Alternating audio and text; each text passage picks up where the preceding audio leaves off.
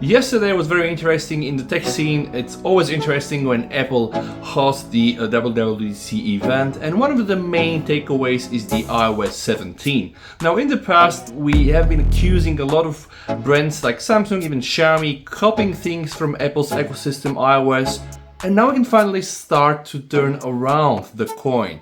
We now have some new features in iOS 17 that are clearly inspired by things that Google did years ago and things that Samsung implemented years ago as well. And that's not necessarily bad. I do believe that copying only makes competition better, because then all these brands like Samsung, Apple, Xiaomi, whatever you name it, they will only try to get better while copying themselves and trying to innovate.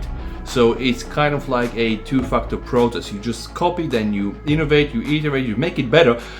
But let's just review 5 things that apparently Apple copied from Google or from Samsung. The first thing is the smart display while charging.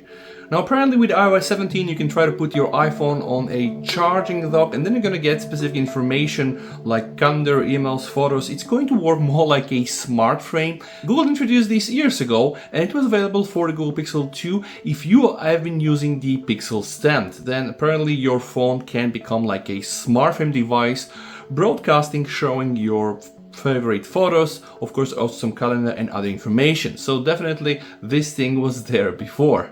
iOS feature number 2 is called Live Voicemail. Now Apple introducing the Live Voicemail that it's apparently able to read your call and help you decide if you should take this on and off. Well, guys, remember Google introduced this call screen 2019 call, where apparently somebody can call you and can just put the AI call screening to just understand if this is probably a call for you or it's probably some sales call.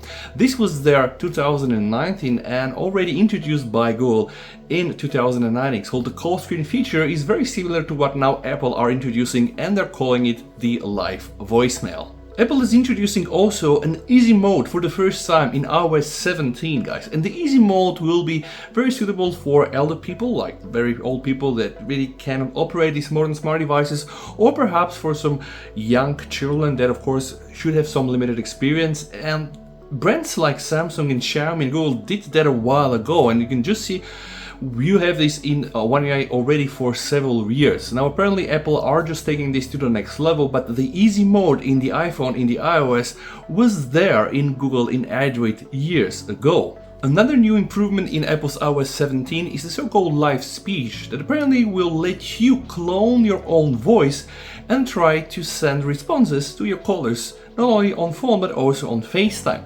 But remember, we had this already in Bixby Text Calling. Somebody will call you and you'll be able to just let your phone via Bixby Text Calling to answer and provide feedback responses to your caller. Now, voice cloning is also supported in Samsung but only in Korean, so technically this new live speech from Apple will bring this to English speakers, which is very, very nice.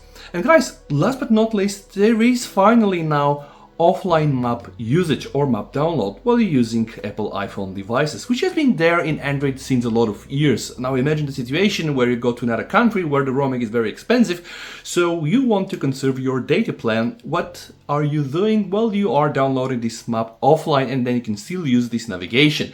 So these 5 things, guys, are only showing that now the wheel is trying to turn around, and Apple is trying to just take some very good things from the Android world and put them in place. And again, I don't think that's bad. I even think that's good, because first it will improve competition, guys, and it will stimulate these brands to just try not only to copy but reiterate, make it better and innovate. So Android taking stuff from iOS, from Apple, and then Apple iOS taking stuff from Android, from MIUI, from One UI, from Xiaomi, from Samsung. At the end of the day, the idea is that we, the users, should eventually win.